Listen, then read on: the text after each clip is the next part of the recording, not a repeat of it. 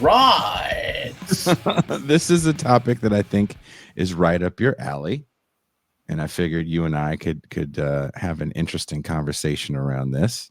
You've been talking about this for some time. Would you like to describe maybe more in depth what you feel the Great Awokening was? When did it start for you? Would you say it starts in about 2014 with the rise of Ta-Nehisi Coates?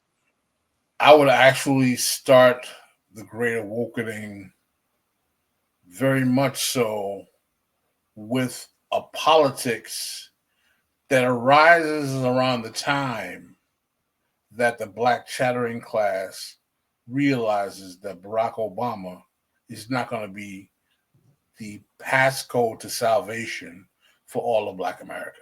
Okay. And that starts in Obama's second term, right around the time of Trayvon Martin.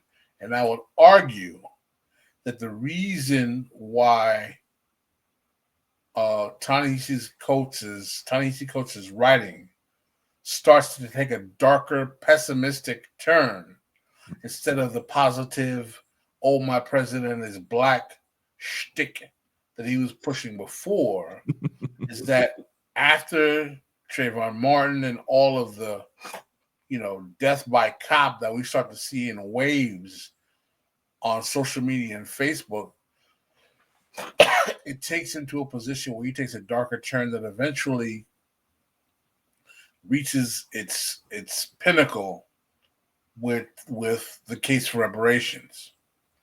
And one of the reason why I come to that theory is that I'm brought to that by something that my old editor at Black Agenda Report, rest in peace, Bruce Dixon, taught me about when in every case of black politics, when you hear black people call for reparations, he said, let me tell you something. He said, whenever you would see a black politician who was either facing some kind of charge criminally, or his politics was falling apart, or somehow he was losing public popularity, the first thing you would ever see him is say, we need reparations.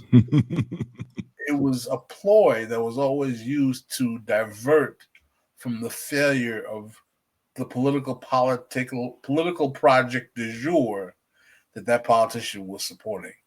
And I am firmly convinced that Ta-Nehisi Coates' The Call for Reparations was a product of him realizing that his Obama love affair product in the Atlantic was failing because people were realizing that Obama couldn't protect his own son if he was black in the face of what was going on at the time.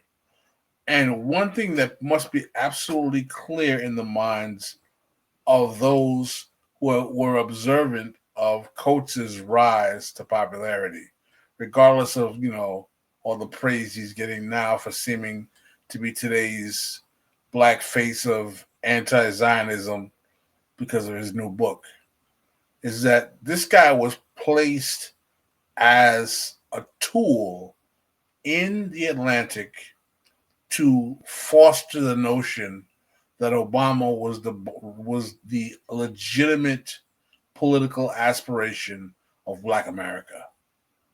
So he was part of the neoliberal charade that came along with Obama that basically was trying to make sure to create a literary tablet, if you will, to make sure in people's minds that like this is our black president, this is our hero, a guy who admittedly by his own words had never voted in an election before Obama's 2008 election in his life.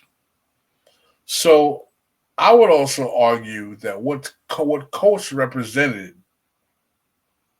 was the intellectual and political low point in black political development in America, where this kid who basically was a college dropout, kind of like, hip hop nerd, if you will, could become the voice, the literary voice of black aspiration without any kind of check within the black political class for the black intellectual class to put them in that place.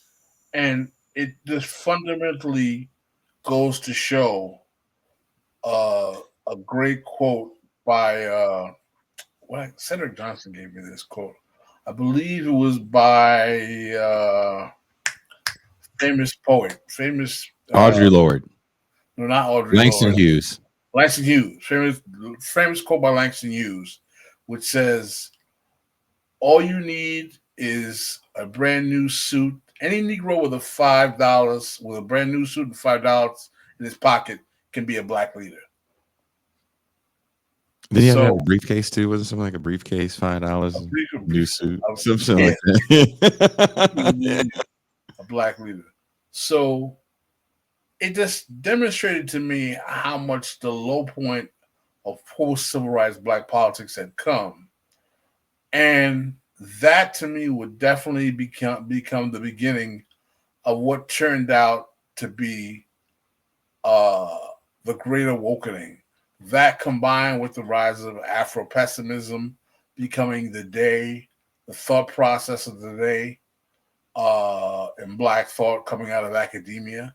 It just seemed to me that that combined with all of this sheer horse horse shit theory on race that came out of academia from the 80s to today, filtering its way into the political thoroughfare, largely because of social media like Twitter, crowding its way into spaces that denied expertise and actually sound logic of black thought to come in and kind of clear up the air.